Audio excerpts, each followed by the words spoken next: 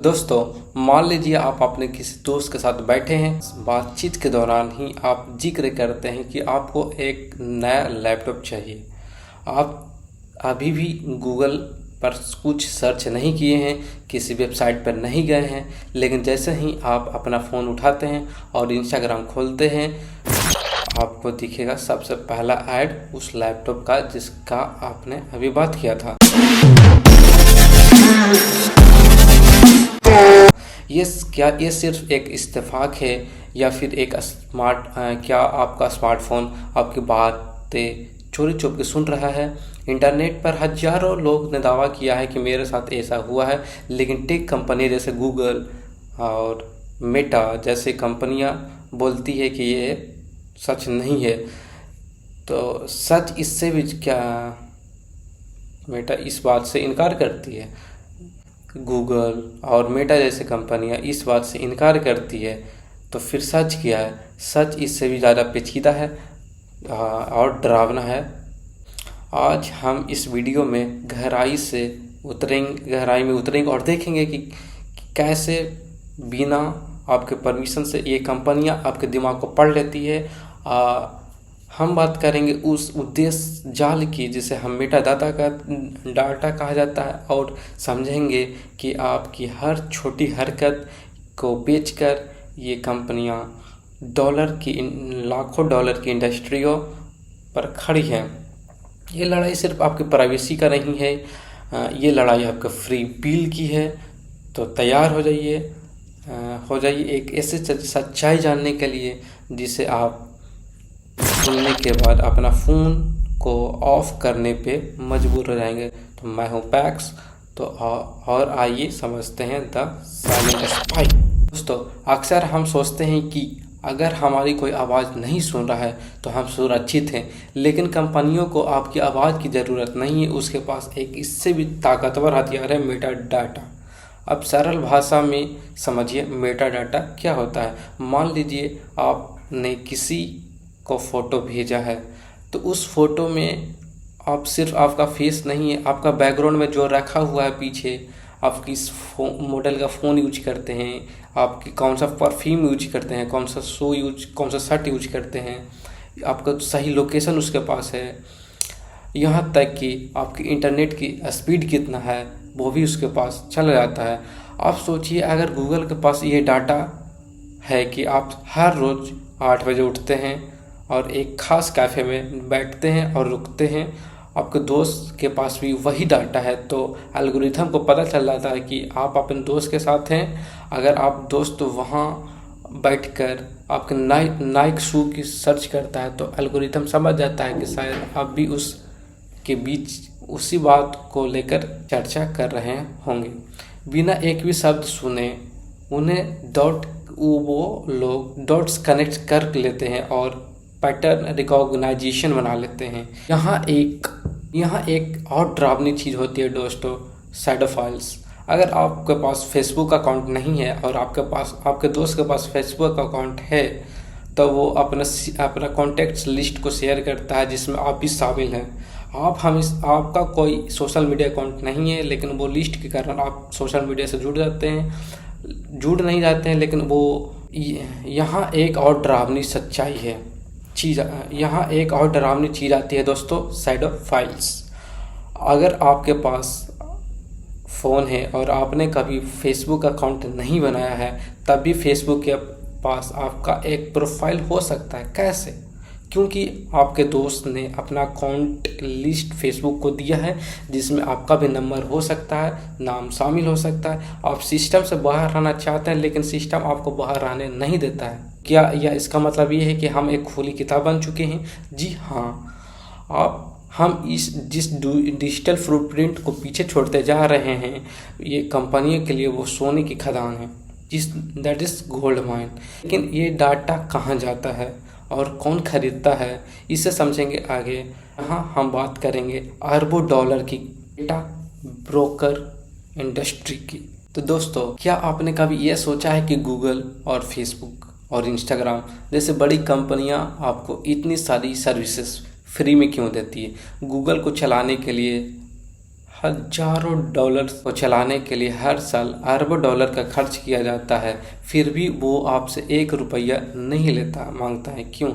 असल में आप उसका कस्टमर नहीं, उसका प्रोडक्ट है। आपकी पसंद, आपका डर, आपकी बीमारी, आपके राजनीतिक सब कुछ एक डाटा में पैक है और इसे खरीदने के लिए लंबी लाइन लगी है। तो अभी हम बात करते हैं इसे खरीदता कौन है, डेटा ब्रोकर के बारे में, पर्दों के पीछे का विलेन के बारे में।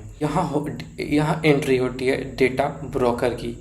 ये वो कंपनियां हैं जिससे आपको पाला कभी नहीं पड़ा होगा, जैसे कि एक्सियम, जैसे कि केयर लॉजिक, जैसे कि कोर लॉजिक। इनका काम ही है अलग अलग ऐप से डेटा को लेना और ख़रीदना, उसे कंबाइन करना और एक आपके पूरे डिजिटल कुंडली बनाना, कुंडली को तैयार करना। इन्हें पता चल जाता है कि आपको डायबिटीज है, आप किस पॉलिटिकल से डायबिटीज है। इन्हें पता है कि अगली कार कौन सी लेने वाले हैं और इन्हें ये भी पता है कि आप किस पॉलिटिकल पार्टी से नफरत करते हैं और किसे आप सपोर्ट करते हैं। ये तो पूरा ये प्रोफाइल बना दिया, आपको डिजिटल कुंडली बना दिया। तो ऐसे खरीदता कौन है और ये कहाँ बेचा जाता है, ये बहुत बड़ा सवाल है।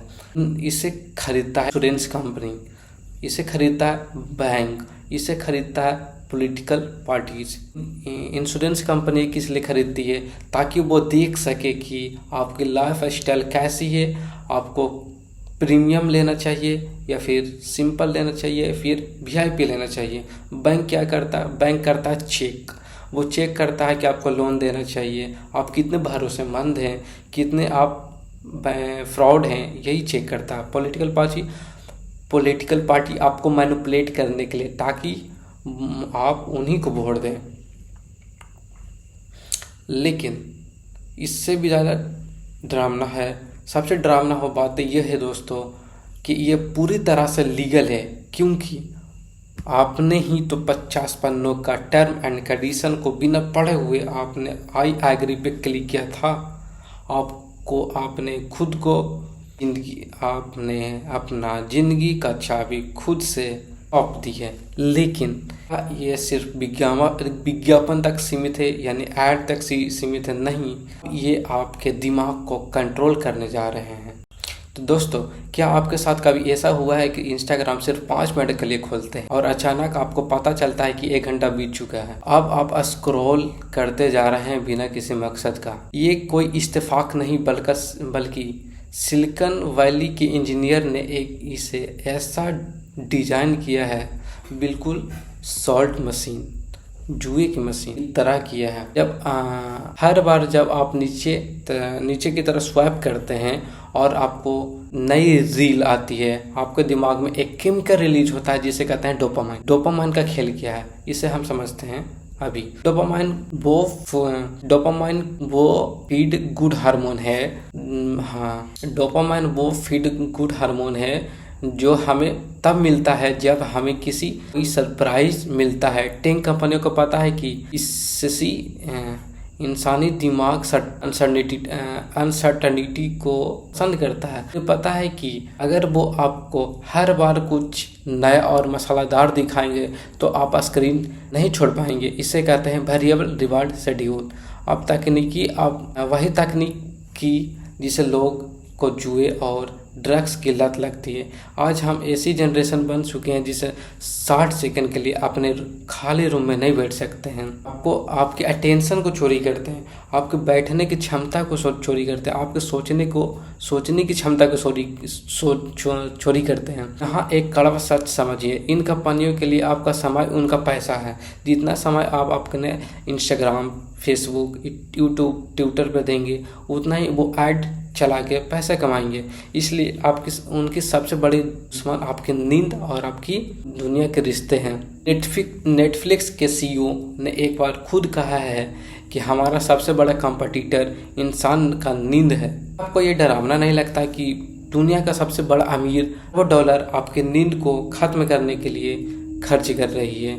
लेकिन दोस्तों, रही है बहुत बड़ी बात है, लेकिन हम लोग इसके बारे में सोचते नहीं हैं। लेकिन दोस्तों, क्या ये सिर्फ अभी मनोरंजन तक ही सीमित है?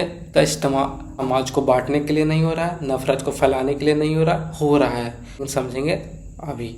इससे कहते हैं हम तो दोस्तों अब बात करते हैं हम डिजिटल जेल के बारे में। तो दोस्तों अगर अब एक बड़ा सवाल यह है कि ये कहाँ जाकर रुकेगा।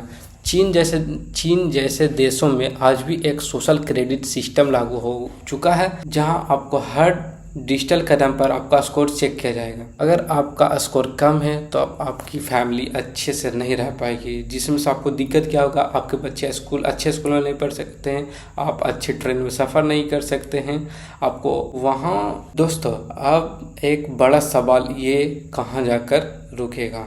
चीन जैसे देशों में आज सोशल क्रेडिट सिस्टम लागू हो चुका है, जहां आपके हर डिजिटल कदम पर आपका स्कोर दिया जाएगा। अगर आपका स्कोर कम है तो आप अपनी अच्छी ट्रेन में सफ़र नहीं कर सकते हैं, आपके बच्चों को अच्छे स्कूल में एडमिशन नहीं मिलेगा।